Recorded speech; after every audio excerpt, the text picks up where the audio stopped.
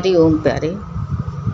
ये जन्माष्टमी के उपलक्ष्य पर भगवान का ये जन्म, कृष्ण भगवान के जन्म के दिन पर जो जन्माष्टमी मनाइए सब लोग को बहुत बहुत बधाई हो। कहते हैं जब परम शोभायमान और श्रवण गुण उत्पन्न घड़ी हुई, तब चंद्र रोहिणी नक्षत्र आया, दिशाएं स्वच्छ हुई, आकाश निर्मल हुआ, नदी के किनारे निर्मल हो गए, वन में पक्षी और भंवरे गुनगुनाने लगे, शीतल सुगंध वायु हवा बहने लगी। महात्माओं के मन में प्रसन्नता हुई, स्वर्ग में दुंदुभी बजने लगी, मुनि और देवगण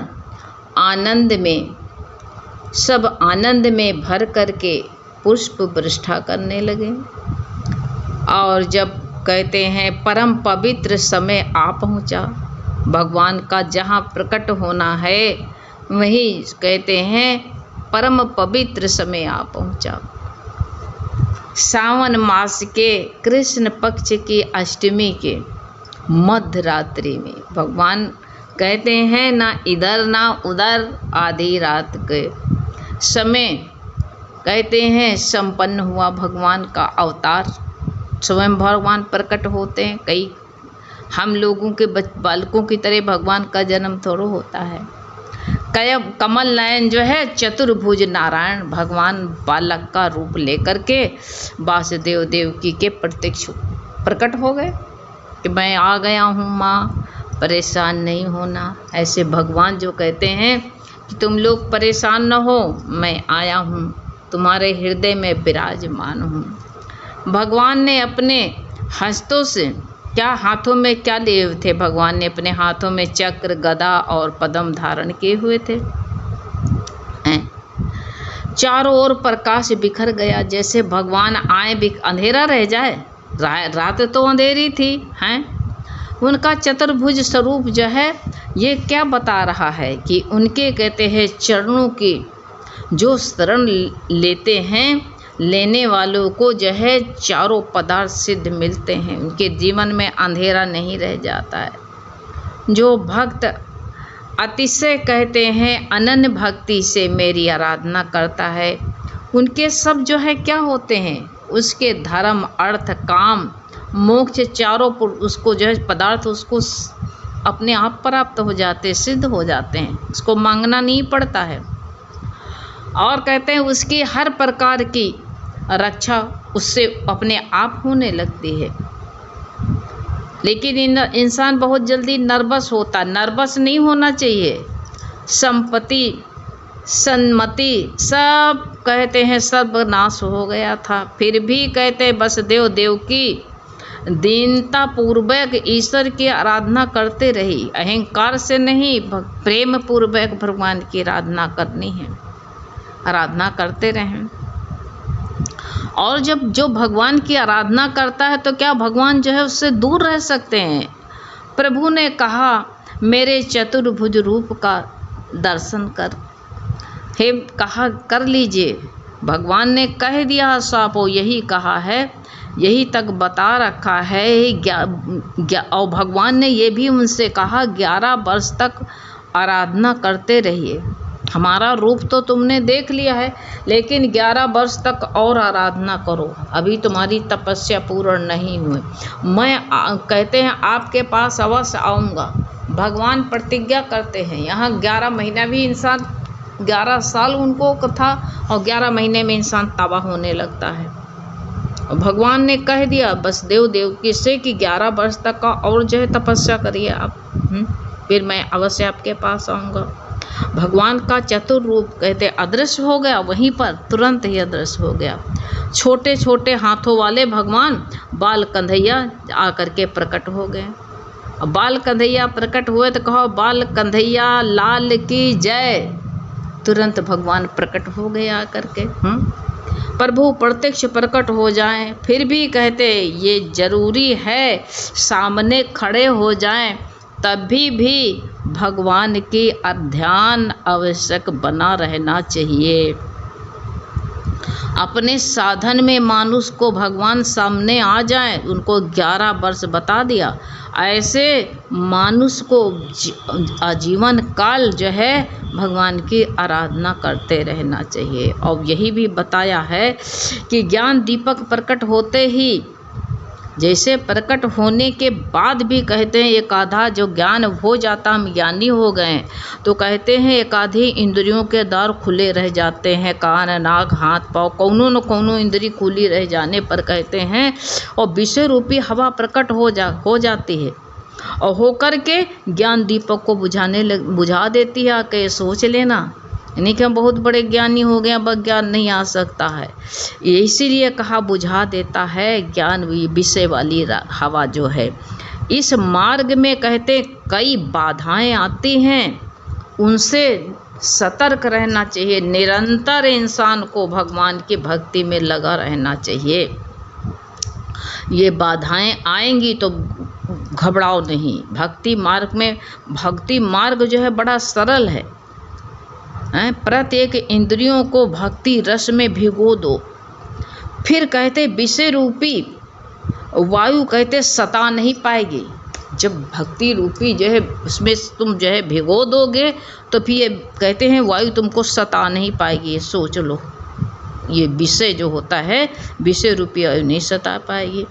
जब कहते हैं और ये कहते हैं जब 11 इंद्रियां ध्यान में एकाग्र हो जाती हैं तब प्रभु का साक्षात्कार होता है। ये सोच लेना, ये सब इंद्रियां जो हमारी हैं भगवान में तन्मय होना चाहिए। इसी कारण से तो कहते हैं, तभी भगवान देखो 11वें अध्याय में कहा है, यही कह दिया है 11वें अध्याय में कि अर्जुन को कहते हैं विश्व रूप दर्शन कराते हुए भगवान कहते हैं, प्रभु ने कहा कि मुझे उनको दर्शन करा दिया। अब वसुदेव से कह रहे हैं कि उनसे कह रहे हैं कि मुझे जो है मुझे गोकुल में नंद बाबा के घर छोड़ आइए।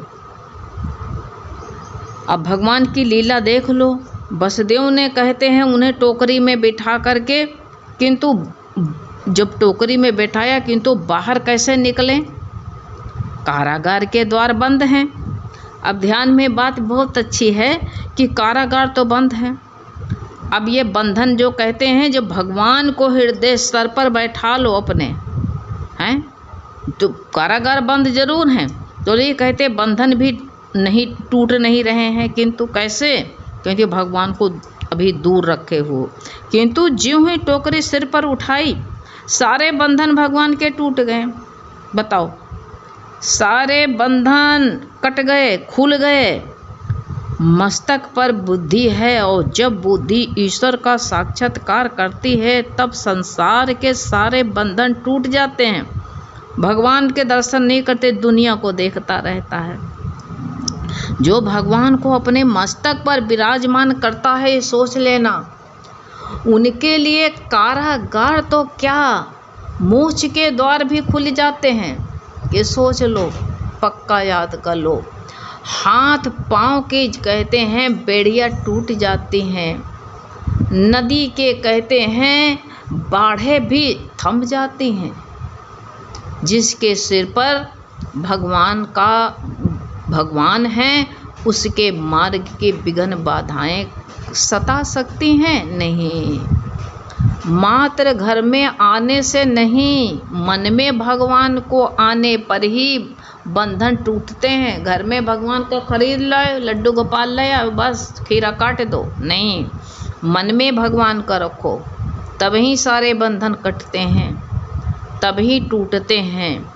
जो व्यक्ति वसुदेव की भांति कहते हैं श्री कृष्ण के को अपने मस्तक पर विराजमान करता है, उसके सभी बंधन टूट जाते हैं। सोच लेना, कारागार के सांसारिक, ये सांसारिक जो संसार है, ये कहते हैं ये कारागार है। इसके मोह के बंधन जो है कैसे टूटे, लेकिन भगवान के सानिध्य में टूट जाते हैं, द्वार खुल जाते हैं। अन्यथा यह संसार सागर कहते हैं मोह रूपी ग्रह बताया है, ये जो है ग्रह फंसाए हुए हैं अपने में। वसुदेव जी ग्रह कारागार से बाहर आए, दाऊ जी दौड़ते हुए आए और शेषनाग, दाऊ जी तो थे शेषनाग के रूप में, शेषनाग के रूप में बाल कृष्ण पर छत्र धारण कर दिया, अपने फण का किया। यमुना जी भी कहते हैं ये जो है अति आनंद पा रही हैं, दर्शन की तृप्ति पा रही थी, मेरे प्राणनाथ से मिलन हुआ। अरे वाह भाई, यमुना जी जल कहते हैं, यमुना का जल बढ़ गया, क्योंकि हम छूएंगे जरूर मानेंगे, तो मानेंगे नहीं। आज मेरे सामने आए, हम कैसे न छुएं उनको। आज ये लीला बताया प्रभु ने, लीला की टोकरी से अपना पाँव बाहर निकाल दिया, यमुना जी चरण स्पर्श करके तुरंत वापस चरण कमलों की भेंट करी और जो है तुरंत ही थम गई। दर्शन पा करके मिलन हुआ, आनंद यमुना जी को मिला, धीरे से पानी कम हो गया, यमुना जी नीचे लौट गई, जो मिलना था मिल गया, वसुदेव गोकुल में पहुंच गए। अब ये बात ये भी सुन लो, कहते हैं योग माया के आवरण से सारा गांव गहरी नींद में सोता रहा, डूब गया, नहीं जाते जाते कोई वसुदेव को देखता। श्री कृष्ण को यशोदा की गोद में रख दिया और जो है बालक रूप योग माया को उठा लिया। वसुदेव ने सोचा कि अभी भी उनका कहते हैं प्रारब्ध कम क्या बाकी रह गया क्या, तभी तो भगवान को छोड़ करके माया को गले लगा लिया। पछताते हैं, अब गले लगा लिया। अवतार आया था, अब जो है वसुदेव योग माया को टोकरी में बैठा करके वापस कारागृह में आते हैं, और जैसे आते हैं, अब देखो ब्रह्म का सानिध्य था, ब्रह्म का साथ था, तो बंधन कट गए। अब जो है जैसे माया आई, सब सारे बंधन कट गए थे, टूट गए थे। अब माया जो आई तो फिर बंधन में फंस गए। गोकुल से लौट के आते हैं, सिर पर जैसे माया को बैठाया और सारे जैसे कारागार में, फिर कारागार के द्वार फिर बंद हो गए। अब माया कहते हैं माया आए बंधन ना पड़े, माया बंधन करता है। भगवान की आज्ञा के कारण ही जब दिया था तभी वसुदेव ने बंधन को स्वीकार किया। भगवान ने कहा लौट जाओ और जाओ वहीं आराधना करो जा करके। वसुदेव ने जब भगवान ने कहा तो माया जो है बंधन स्वीकार कर लिया। अब कहते हैं कारागार में देवकी की गोद में सोई हुई माया को, सुंदर माया सोई हुई माया को लेटा दिया। अब माया रोने लगी, जब रोने लगी तो शीघ्र ही कंस को संतान के जन्म का भाई समाचार दिया गया। कहा कंस दौड़ा हुआ आया, कहा मेरा काल मुझे सौंप दो। अब उस माया को यही बताया नहीं है, कंस माया के पांव पकड़ करके पत्थर पर पटकने लगा, किंतु माया कभी किसी के हाथ आई है? सोचे हो कभी? किसी के हाथ नहीं आई है माया। अब जो है अब ये सोच लो किसके हाथ में आएगी। अब आदि माया ने कंस के सिर पर एक लात मारी, जमा दी और हाथ से छूट करके आकाश मार्ग में पहुंच गई। आकाश में उन्होंने देखा चतुर्भुज जगदम्मा भद्रकाली का रूप धारण किया और उन्होंने कंस को पुकार करके कहा कि अरे पापी, तेरा काल तो अवतरित हो गया है और वो सुरक्षित है। बता दिया इनको, साफ साफ कह दिया। कंस ने पश्चाताप करते हुए वसुदेव और देवकी की आराधना करी और क्षमा मांगी कि हे बहन, मैं महापापी हूँ। इधर जो है जन्माष्टमी के दिन नंद जी ने जो है, जब नंद जी 12 बजे तक जागरण किया, क्योंकि सांडिल ने कहा था तुम लोग आज जागरण करो, आज जो है आज अष्टमी है। भगवान की लीला को कोई जानता नहीं था, तो सांडिल ने जब बताया था, कहा 12 बजे तक, जब 12 बजे तक जागरण किया और 12 बजे जब सांडिल ने कहा सभी सो जाइए, शार्दुल के कहने के अनुसार 12 बजे के बाद सब सो गए गहरी नींद। तभी तो कहा 12 बजे तक जगना चाहिए, फिर सो गए और गहरी नींद में डूब गए। बाल कृष्ण जब नंद जी के घर में आए तब नंद बाबा सोए थे।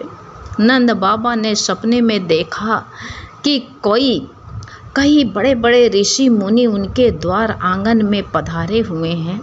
यशोदा जी ने श्रृंगार किया है और जह गोद में एक सुंदर बालक खेल रहा है। ऋषि मुनियों को देखना सपने में शुभ होता है। मेरी माँ भी कहती थी ब्राह्मण को देखो, ऋषि मुनि को देखो, बड़ा शुभ होता है। तो कहते बालक को जो है वो यशोदा श्रृंगार किए हुए और बालक को गोद में लिए हुए सुंदर बालक खिला रहे हैं। उस बालक को मैं निहार रहा हूँ। शिव जी भी वहाँ पर आए हुए हैं उनके दर्शन करने हेतु। अब नंद बाबा प्रातः काल जागृत जब जागे तब क्या देखते हैं कि मन में संकल्प विकल्प करते हुए गौशाला में आए और स्वयं गौ सेवा करते थे। अपने हाथ से गायों में जा कर के प्रेम से सेवा करने लगे और नंद बाबा प्रार्थना करने लगे कि हे नारायण आप जो है आइए प्रभु दर्शन दीजिए। प्रकट हो गए। जब प्रकट हुए तो कहा जय कन्हैया लाल की।